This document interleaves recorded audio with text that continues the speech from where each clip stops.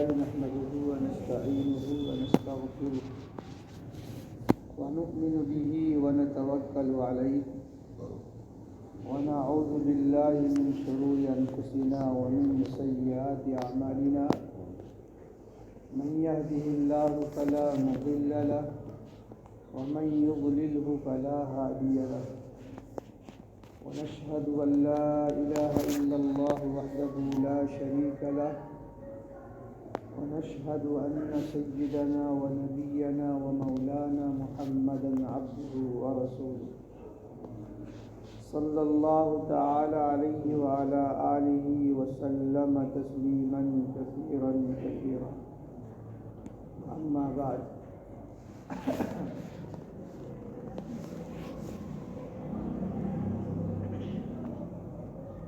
أعوذ بالله من الشيطان الرجيم بسم الله الرحمن الرحيم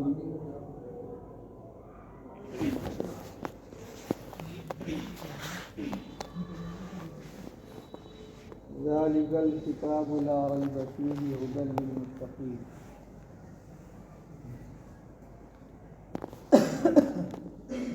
قال النبي صلى الله عليه وسلم إذا مات الإنسان انقطع عمله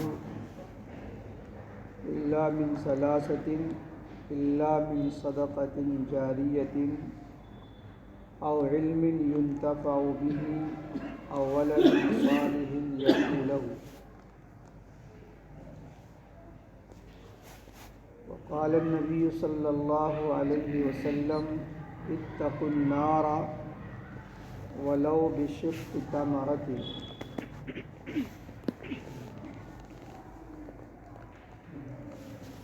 صدق اللہ العظیم وصدق رسولہ النبی الکریم.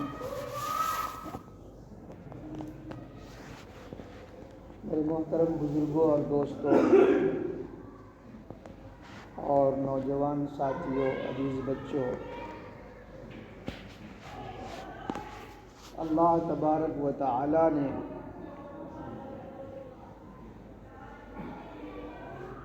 ہمارے اوپر بہت سارے احسانات اور انعامات کیے ہیں کہ اگر اللہ تبارک و تعالیٰ کے انعامات اور ان کے احسانات کو شمار کیا جائے، گنا جائے، تو کسی مخلوق کی طاقت نہیں ہے کہ اللہ تعالیٰ کے احسانات اور اس کے انعامات کو شمار کر سکے. انسان کی طاقت سے باہر ہے. ہر چیز کو شمار کرنا ممکن ہے، لیکن اللہ تعالیٰ کی نعمتوں کا شمار کرنا ممکن نہیں. آپ اپنے سر کے بال کو شمار کرنا چاہیں تو شمار کر سکتے ہیں، محال نہیں ہے. مشکل ضرور ہے، ٹائم لگے گا، وقت لگے گا، لیکن شمار ہو جائے گا. گنتی میں آپ کے سر پر کتنے بال ہیں گنے جا سکتے ہیں. جانور کے سر پہ، جانور کے جسم پر کتنے بال ہیں شمار کیے جا سکتے ہیں. لیکن اللہ تعالیٰ کی جو نعمتیں ہیں اور اللہ کے جو احسانات ہیں، بندہ اگر اس کو شمار کرنا چاہے تو شمار نہیں کر سکتا. اور کیوں نہیں کر سکتا ہے؟ ایسا دعویٰ کیوں کیا جا رہا ہے کہ انسان ہر چیز کو شمار کر سکتا ہے لیکن اللہ تعالیٰ کی نعمت کو شمار نہیں کر سکتا ہے؟ یہ دعویٰ کیوں کیا جا رہا ہے؟ یہ دعویٰ اس لیے کیا جا رہا ہے کہ اللہ تعالیٰ نے خود قرآن پاک میں ارشاد فرمایا وَإِن تَعُدُّوا نِعْمَتَ اللَّهِ لَا تُحْصُوهَا.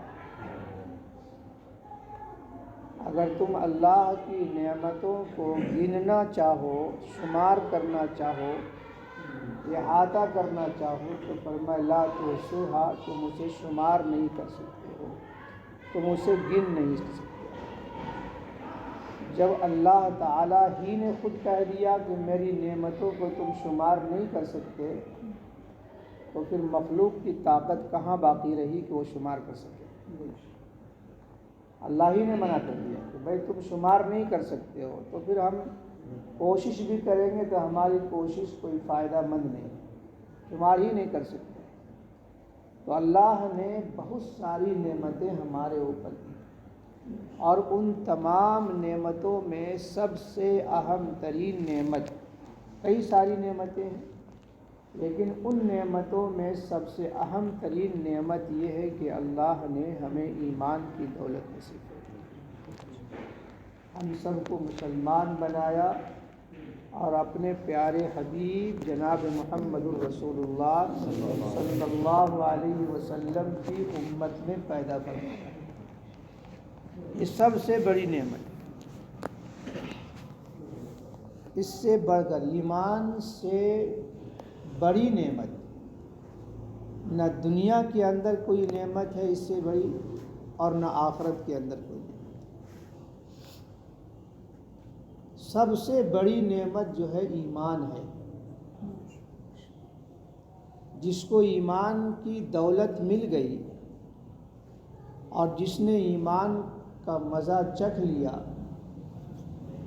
اور ایمان کی حلاوت کو محسوس کر لیا، تو اس کے سامنے دنیا کی بڑی سے بڑی نعمت اور دنیا کی بڑی سے بڑی طاقت سب ہیچ معلوم ہوتا ہے، اس کی کوئی حیثیت نہیں۔ ایمان اتنی بڑی نعمت ہے۔ علامہ علاء الدین حصکفی رحمۃ اللہ علیہ ایک بہت بڑے فقیہ ہیں، اور جن کی کتاب مدارس کے اندر پڑھائی جاتی ہے الدر المختار کے نام سے۔ انہوں نے لکھا ہے کہ دو نعمتیں ایسی ہیں جو دنیا کے اندر بھی وہ عبادت ہے اور موت کے بعد بھی وہ عبادت، جنت تک اس کی عبادت ہونا باقی رہتا ہے۔ ان میں سے ایک ایمان کو شمار کرایا اور دوسرا نکاح۔ تو ایمان یہ اللہ تبارک و تعالیٰ کی بہت بڑی نعمت ہے جو اللہ نے ہمیں اور آپ کو دیا ہے۔ اس نعمت پر ہم جتنا بھی شکریہ ادا کریں وہ کم ہے۔ آج پوری دنیا اور دنیا کی تمام طاقتیں اور تمام ٹیکنالوجیاں صرف جو ہے ایمان کو ختم کرنے کی کوشش میں جو ہے ساری طاقتیں، ایمان کی جو طاقت ہے، ایمان کی جو روشنی ہے، ایمان کی جو کرن ہے، ایمان کا جو نور ہے، پوری دنیا اس نور کو بجھانے کے لیے، اس روشنی کو مٹانے کے لیے پوری دنیا کوشاں ہے۔ ایسا ہی ہے نا بھائی، ہماری جو ہے غیروں سے جو دشمنی ہے، وہ جو ہم سے نفرت کرتا ہے کس بنیاد پر؟ اسلام، صرف ایمان کی بنیاد پر، اسلام کی بنیاد پر وہ نفرت کرتا ہے۔ اگر ہم اس کے ہو کر رہ جائیں تو ساری نفرت کی دیواریں ختم ہو جائیں گی، اور دنیا کی وہ بڑی سی بڑی جو ہے نعمتیں اور مال و دولت دینے کے لیے ہمیں تیار ہو جائیں گے۔ ہر چیز کے اندر وہ ہمیں شریک کر لیں گے، لیکن ایمان وہ سودا ہے، اور ایمان وہ دولت ہے جس کا سودا نہیں کیا جا سکتا۔ یہ تو سولی پر چڑھ کر بھی اللہ تعالیٰ کو ایک ہی مانا جاتا ہے، چمڑا ادھیڑ دیا جاتا ہے جسم سے، لیکن اللہ کی وحدانیت کو دل سے نہیں نکالا جا سکتا۔ ایمان اتنی اہم چیز ہے، ایمان سے بڑھ کر کچھ بھی نہیں ہے۔ اس لیے ہمیں اور آپ کو سب کو چاہیے کہ اپنے گھر کا جو ماحول ہے وہ ایمانی ماحول بنائیں، اپنے بچوں کی صحیح تربیت کریں۔ اللہ تعالیٰ نے جب ہمیں مومن بنایا اور یہ سب سے بڑی نعمت ہمیں دی ہے، تو ہماری زندگی کو اللہ تعالیٰ نے آزاد نہیں چھوڑا، بلکہ مسلمان بنانے کے بعد، ایمان دینے کے بعد اور مسلمان ہونے کے بعد اللہ تعالیٰ نے ہمارے اوپر دو طرح کی عبادتوں کو فرض کیا۔ ایک تو وہ عبادت ہے جس کا کرنا ہمیں ہر حال میں لازم ہے، ضروری ہے، جس کو فرض اور واجب کہا جاتا ہے، فرض عین۔ دو طرح کی عبادت، ایک وہ ہے جس کا کرنا ہر حال میں ضروری ہے، مثلا نماز ہے۔ نماز اللہ تبارک و تعالیٰ نے بندوں کے اوپر فرض کیا، اور یہ ایک ایسی عبادت ہے جس کو ہر حال میں کرنا ہے، ہر حال میں نماز پڑھنی ہے۔ اگر عاقل ہے، بالغ ہے، تو اس پر نماز فرض ہے۔ یہاں تک کہ کتابوں میں لکھا ہے کہ اگر میدان جنگ کا ہو اور دشمن کی طرف سے تلواریں چل رہی ہیں، آسمان سے بم برسایا جا رہا ہو اور زمین سے بارود پھٹ رہے ہیں، سامنے سے گولیاں آ رہی ہو اور چاروں طرف سے تیروں کا بوچھار ہو، وہ کیسا منظر ہوگا؟ ایسے حالات میں بھی اگر نماز کا ٹائم ہو جائے تو نماز معاف نہیں ہے، اس حالت میں بھی نماز پڑھے۔ آدمی بیٹھ کر نہیں، کھڑا ہو کر نہیں پڑھ سکتا تو بیٹھ کر پڑھے، بیٹھ کر نہیں پڑھ سکتا ہے تو لیٹ کر پڑھے، لیکن نماز کسی بھی حالت میں معاف نہیں۔ اور ہمارے کتنے ایسے نوجوان ہیں جو الحمدللہ عاقل ہے، بالغ ہیں، لیکن نماز سے ان کو کتنا تعلق ہے۔ کتنے ہمارے بھائی ایسے ہیں، خود ہمارے دوست اتنے ہوں گے، ہمارے ملنے والے اتنے ہوں گے جن سے ہم روزانہ ملاقات کرتے ہیں، ہم مسجد میں آ گئے لیکن وہ مسجد میں نہیں آ رہے ہیں۔ تو نمازوں سے ہم بہت زیادہ دور ہیں، جبکہ اللہ تبارک و تعالیٰ نے نماز کو ہر حالت میں مسلمانوں پر فرض کیا ہے، کسی بھی حالت میں چھوڑنے کی اجازت نہیں ہے۔ یہاں تک کہ کتابوں میں ایک مسئلہ لکھا ہے کہ عورت جب وہ جاں کنی کے عالم میں ہو، ولادت کا مسئلہ ہو، بچہ پیدا ہونے کی حالت ہو، تو اس وقت درد کی کیا کیفیت رہتی ہے، عورت کو کیا تکلیف ہوتی ہے، کس پریشانی میں رہتی ہے، وہ ہم اور آپ اس کا تصور نہیں کر سکتے، وہ عورت جانتی ہے۔ لیکن ایسے حالت میں بھی اس پر نماز فرض ہے۔ اب اندازہ کیجئے کہ نماز کی کتنی اہمیت ہے۔ رمضان کا روزہ ہے، اگر آپ عاقل ہے، بالغ ہے، صحت مند ہے تو آپ پر رمضان کا روزہ فرض ہے۔ اسی طریقے سے اگر صاحب مال ہیں، صاحب نصاب ہے تو آپ پر زکوٰۃ فرض ہے۔ اگر اس سے زیادہ اللہ نے مال دیا ہے تو آپ پر کیا ہے؟ حج فرض ہے۔ تو کچھ عبادتیں وہ ہے جو اللہ نے فرض کی ہے، جس کو کرنا ہے، اور کچھ عبادتیں وہ ہے جن کو اللہ تعالیٰ نے آپ پر چھوڑ دیا ہے۔ مندوبات ہے، مستحبات ہے، جن کو آپ کریں گے تو آپ کو ثواب ملے گا، نہیں کریں گے تو اللہ کی طرف سے کوئی پکڑ نہیں ہوگی۔ اگر آپ اس کو انجام دیں گے مالک خوش ہوگا۔ کچھ ہوتی ڈیوٹیاں، مالک کی طرف سے کچھ، بھائی آپ کو 8 گھنٹہ ڈیوٹی کرنا ہے تو کرنا ہی کرنا ہے، وہ کسی حال میں چھٹکارا نہیں ہے۔ اگر نہیں کریں گے تو مالک کی طرف سے پکڑ ہو جائے گی، گرفت میں آپ آ جاؤ گے۔ اور کچھ ہے کہ مالک کی طرف سے اختیار دیا جاتا ہے کہ آپ اگر زیادہ کرو گے تو زیادہ ثواب ملے گا اور زیادہ آپ کو تنخواہ ملے گی، اوور ڈیوٹی کر لو۔ تو کچھ نوافل ہیں، مندوبات ہے، مستحبات ہے، جن کے کرنے کو اللہ نے اختیار دیا ہے کہ آپ کریں گے آپ کو ثواب ملے گا، لیکن اللہ نے اس کے ثواب اتنا رکھ دیا ہے کہ اوور ڈیوٹی کا ڈبل ڈیوٹی کا ثواب، تھوڑا سا کریں گے زیادہ ثواب ملے گا، ہمیشہ ثواب ملے گا۔ اور حدیث میں ہے اللہ کے نبی صلی اللہ علیہ وسلم نے فرمایا کہ قیامت کے دن تمام فرائض کا جب حساب و کتاب ہوگا تو اس کے اندر اگر کچھ کمی رہ جائے گی، کچھ نقص رہ جائے گا، تو اللہ تبارک و تعالیٰ اس کو جو ہے نوافل کے ذریعے سے مکمل فرمائیں گے۔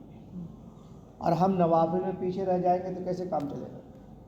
آج تو فرض ہی لوگوں سے ادا نہیں ہو رہا ہے، تو نوافل کا کیا ذکر کرنا؟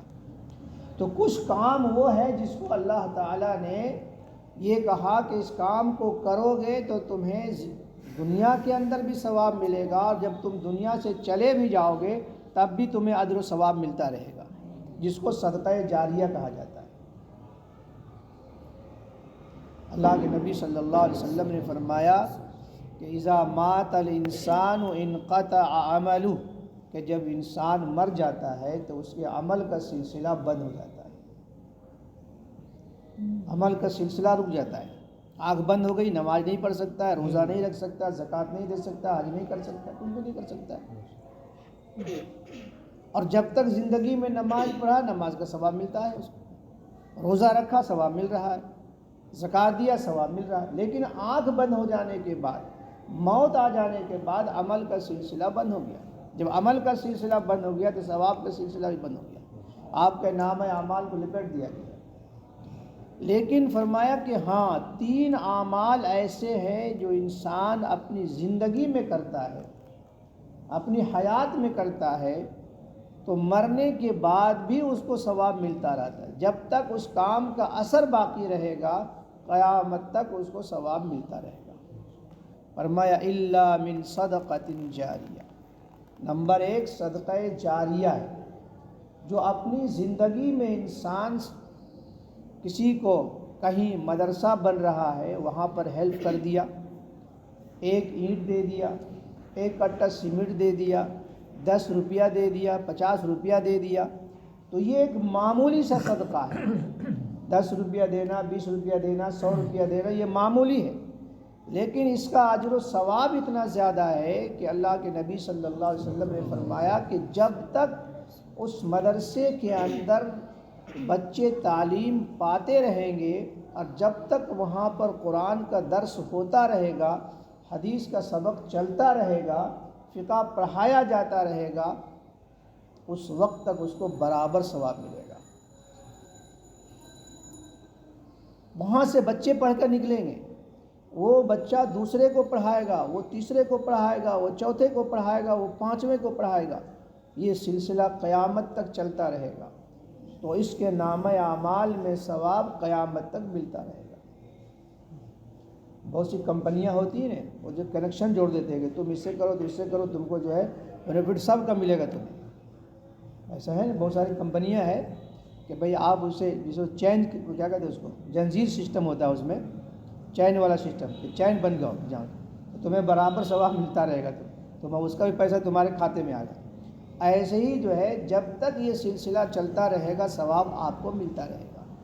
مسجد ہے، مسجد کے اندر مسجد تعمیر ہو رہی ہے، آپ نے مسجد کے اندر حصہ لے لیا، اور یہ ضروری نہیں ہے کہ پوری مسجد بنا دیا، اگر آپ نے تھوڑا بہت بھی حصہ لے لیا تو جب تک مسجد قائم ہے اور جب تک نمازی نماز پڑھتے رہیں گے اس وقت تک ثواب برابر ملتا رہے گا۔ نماز پڑھنے والے کو بھی ثواب ملے گا، آپ کو بھی ثواب ملے گا۔ الا من صدقۃ جاریہ، مگر صدقہ جاریہ ہے جس کا ثواب ملتا ہے برابر۔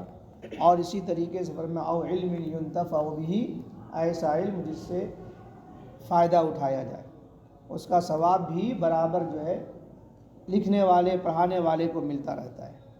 او علم ينتفع، علم نافع کے لیے کسی چیز کی زیادتی کے طلب اللہ کے نبی نے نہیں کیا، لیکن اللہ کے نبی صلی اللہ علیہ وسلم نے اگر کسی چیز کی زیادتی کی دعا مانگی تو وہ علم، ربی زدنی علما، ربی زدنی علما، ربی زدنی علما۔